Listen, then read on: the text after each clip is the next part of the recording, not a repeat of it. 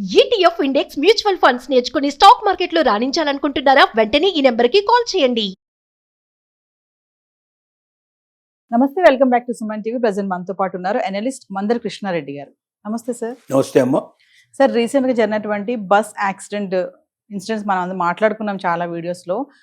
NHRC ఇప్పుడు కీలక ఆదేశాలు ఇచ్చింది. ఈ స్లీపర్ బస్సెస్ ఏవైతే ఉంటాయో వాటికి ఎలా వినియోగించాలి, ఎలా వాడాలి, ఏంటి అనేది కొన్ని రూల్స్ అయితే పెట్టడం చేశారు. ఎన్హెచ్ఆర్సీ ఇచ్చినటువంటి రూల్స్ ఏంటి sir? National human rights commission, మానవ హక్కుల కమిషన్, కేంద్రీయ మానవ హక్కుల కమిషన్ ఒక మంచి రూల్ పాస్ చేసింది. దేశంలో అనేక చోట్ల ఈ స్లీపర్ కోచెస్ ఏవైతే ఉన్నాయో వీటిలో అగ్ని ప్రమాదాలు చాలా ఎక్కువ జరుగుతుంది. అగ్ని ప్రమాదాలు జరిగినప్పుడు ఎక్కువ మంది మరణిస్తున్నారు. మామూలు బస్సు ప్రమాణాల్లో మరణించేదానికన్నా స్లీపర్ కోచ్లో ఎక్కువగా మరణిస్తున్నారు. మామూలు బస్సు అయితే ఏంటంటే ఎక్కడి నుంచి అంటే అక్కడి నుంచి పాల్గొట్టుకుని బయటకు వచ్చేసే అవకాశాలు చాలా ఈజీగా ఉంటాయి. తర్వాత ఎక్కువగా వాళ్ళకు కన్వీనియంట్గా ఉండే పరిస్థితి ఏర్పడుతుంది. డే టైం ప్రయాణం చేస్తాయి ఎక్కువ భాగం. ఈ స్లీపర్ కోచ్లు ఎక్కువ నైట్ టైం ప్రయాణం చేస్తాయి. ముఖ్యంగా చేస్తున్న పని ఏంటంటే సీటింగ్ పర్మిషన్ తీసుకొని స్లీపర్ కోచ్లుగా దాన్ని మార్చుకుంటున్నారు. మళ్ళీ దాన్ని తీసుకెళ్లి దాన్ని నేను ఇట్లా మార్చుకున్నాను అని వాళ్ళు ఆర్టీఏ ఆఫీస్కి వెళ్ళి అక్కడ తిరిగి చెక్ చేయించుకొని స్లీపర్ కోచ్గా వాళ్ళు పర్మిషన్స్ తీసుకోవట్లేదు. ఎందుకంటే అక్కడికి వెళ్ళిన తర్వాత ఏం చేస్తారంటే వాళ్ళు ఇవి విరుద్ధంగా ఉన్నాయి, ఇట్లా ఉండడానికి వీల్లేదు, ఇక్కడ దారులు వదిలిపెట్టాలి, బ్యాక్ సైడ్లో దీనికోసం ప్రత్యేకంగా మళ్ళీ స్పెషల్గా దీనికి డోర్ ఇవ్వాలి, ఎమర్జెన్సీ డోర్లు ఇవ్వాలంటారు. డోర్లు ఇచ్చేటప్పుడు ఏమైందంటే 2 సీట్లు దాంట్లో ఎగిరిపోతాయి. కింద 2 పైన 2 ఎగిరిపోయే అవకాశం ఉంది. అంటే 4 సీట్లు దాదాపు దెబ్బతింటాయి. 4 సీట్లు దెబ్బంటే ఒక సీటుకు దాదాపు 2000, 1500, 2000 వేసుకుంటే కూడా రోజుకు దాదాపు 8000 నుంచి 10,000 రూపాయలు ఒక ట్రిప్గా నష్టపోయే పరిస్థితి ఏర్పడతాయి. కాబట్టి వాళ్ళు ఏం చేస్తారంటే ఎమర్జెన్సీ డోర్లు ఇవ్వరు, డోర్ల దగ్గర కూడా వీడు వేసేస్తారు. తర్వాత కింద మొత్తం కంప్లీట్గా ప్యాక్ చేసి ఇస్తారు. మొత్తం లగేజ్ని అంతా ప్యాక్ చేస్తారు. యాక్చువల్గా లగేజ్ని ఓన్లీ ప్యాసింజర్ లగేజ్ తప్ప బయట లగేజ్ ఏది దీంట్లో పెట్టడానికి వీల్లేదు. కానీ ప్రతి బస్సు దాదాపు ఇవాళ ఎన్ని అయితే సర్వీసులు ఉన్నాయో అన్ని సర్వీసులో కూడా వాళ్ళకు ప్యాసింజర్ మీద వచ్చే డబ్బు కన్నా ఎక్కువగా కొరియర్ మీదనే వస్తుంది. దాన్ని అక్కడ ఎక్కించకుండా, అందరి ముందు అక్కడ ఎక్కించకుండా ఏం చేస్తారంటే ముందుగానే వెళ్ళి దాన్ని లోడ్ చేసుకొని రావడం, కింద అడుగున ఉండేటువంటి పరిస్థితి, అడుగున ఏదైతే ప్యాసింజర్ కోసం ప్రత్యేకంగా లగేజ్ కోసం పెట్టారో దాన్ని అంతా నింపి పారేస్తారు. అలాగే లేదంటే తీసుకెళ్లి ఊరు బయట ఎక్కడైనా ఎక్కించేసే ప్రయత్నం చేస్తారు. ఇలా రకరకాల పద్ధతుల లోపల చేస్తూ ఉన్నారు. ఇవన్నీ కూడా చట్ట విరుద్ధమైన పనులు. దీనివల్ల ఏమవుతుంది, లగేజ్ ఎక్కువ ఉంటే తొందరగా లగేజ్ అంటుకుంటుంది. లగేజ్ అంటుకున్న తర్వాత ఆటోమేటిక్గా ప్యాసింజర్ బయటికి రావడం చాలా కష్టమైన పరిస్థితి ఏర్పడుతుంది. అంటే బస్సు తొందరగా దగ్గమయ్యే అవకాశం ఉంటాయి. దానిలో ఇలాంటి చాలా ఉన్నాయి. ఇంతకుముందు జరిగిన బస్సు ప్రమాదాలు అన్నింటిలో ఇవే ముఖ్యంగా కనిపెట్టబడింది. కాబట్టి బస్సు ప్రమాదాలు ఎక్కువ, స్లీపర్ కోచెస్ ఎక్కువగా ప్రమాదానికి గురవుతున్నాయి. కాబట్టి నేషనల్ హ్యూమన్ రైట్స్ కమిషన్ ఏం చెప్పింది అంటే స్లీపర్ కోచ్లు మీరు వెంటనే చెక్ చేయండి.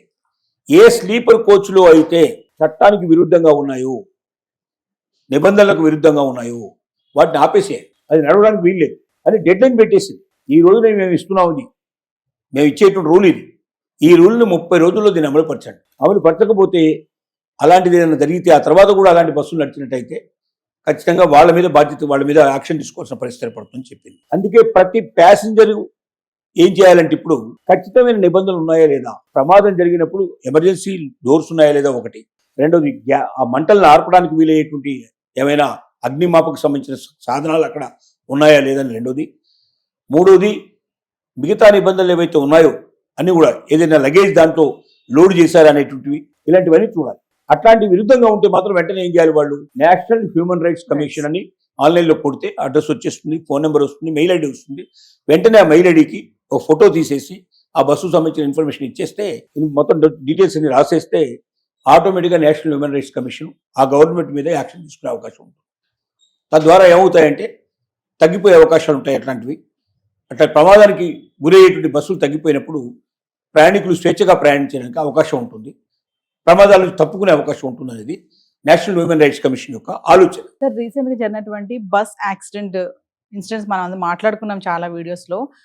ఎన్హెచ్ఆర్సీ ఇప్పుడు కీలక ఆదేశాలు ఇచ్చింది. ఈ స్లీపర్ బస్సెస్ ఏవైతే ఉంటాయో వాటికి ఎలా వినియోగించాలి, ఎలా వాడాలి, ఏంటి అనేది కొన్ని రూల్స్ అయితే పెట్టడం చేశారు. ఎన్హెచ్ఆర్సీ ఇచ్చినటువంటి రూల్స్ ఏంటి sir? National human rights commission, మానవ హక్కుల కమిషన్, కేంద్రీయ మానవ హక్కుల కమిషన్ ఒక మంచి రూల్ పాస్ చేసింది. దేశంలో అనేక చోట్ల ఈ స్లీపర్ కోచెస్ ఏవైతే ఉన్నాయో వీటిలో అగ్ని ప్రమాదాలు చాలా ఎక్కువ జరుగుతుంది. అగ్ని ప్రమాదాలు జరిగినప్పుడు ఎక్కువ మంది మరణిస్తున్నారు. మామూలు బస్సు ప్రమాణాల్లో మరణించేదానికన్నా స్లీపర్ కోచ్ల్లో ఎక్కువగా మరణిస్తున్నారు. మామూలు బస్సు అయితే ఏంటంటే ఎక్కడి నుంచి అంటే అక్కడి నుంచి పగలగొట్టుకుని బయటకు వచ్చేసే అవకాశాలు చాలా ఈజీగా ఉంటాయి. తర్వాత ఎక్కువగా వాళ్ళకు కన్వీనియంట్గా ఉండేటువంటి పరిస్థితి ఏర్పడుతుంది. డే టైం ప్రయాణం చేస్తాయి ఎక్కువ భాగం.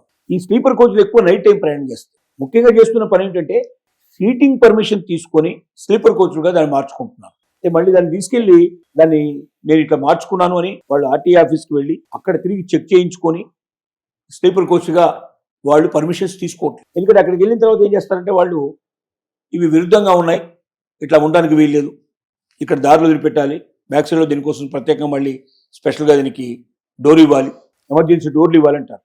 డోర్లు ఇచ్చేటప్పుడు ఏమైందంటే 2 సీట్లు దాంట్లో ఎగిరిపోతాయి, కింద 2 పైన 2 ఎగిరిపోయే అవకాశం ఉంది. అంటే 4 సీట్లు దాదాపు దెబ్బతింటాయి. 4 సీట్లు దెబ్బంటే ఒక సీటుకు దాదాపు 2,000, 1,500, 2,000 వేసుకుంటే కూడా రోజుకు దాదాపు 8,000 నుంచి 10,000 రూపాయలు ఒక ట్రిప్కే నష్టపోయే పరిస్థితి ఏర్పడతాయి.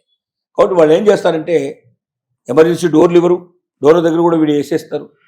తర్వాత కింద మొత్తం కంప్లీట్గా ప్యాక్ చేసి ఇస్తారు, మొత్తం లగేజ్ని అంతా ప్యాక్ చేస్తారు. యాక్చువల్గా లగేజ్ని ఓన్లీ ప్యాసింజర్ లగేజ్ తప్ప బయట లగేజ్ ఏది దీంట్లో పెట్టడానికి వీల్లేదు.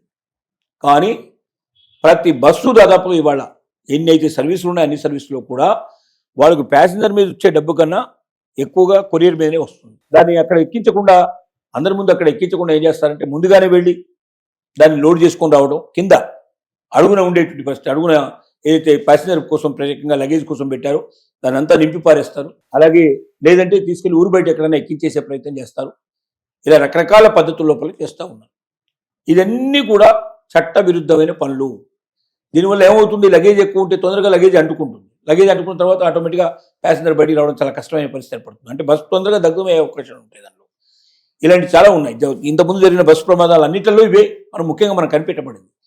కాబట్టి బస్సు ప్రమాదాలు ఎక్కువ, స్లీపర్ కోచెస్ ఎక్కువగా ప్రమాదానికి గురవుతున్నాయి. కాబట్టి నేషనల్ హ్యూమన్ రైట్స్ కమిషన్ ఏం చెప్పింది అంటే స్లీపర్ కోచ్లు మీరు వెంటనే చెక్ చేయండి. ఏ స్లీపర్ కోచ్లు అయితే చట్టానికి విరుద్ధంగా ఉన్నాయో, నిబంధనలకు విరుద్ధంగా ఉన్నాయో వాటిని ఆపేసేయాలి. అది నడవడానికి వీల్లేదు అని డెడ్ లైన్ పెట్టేసింది.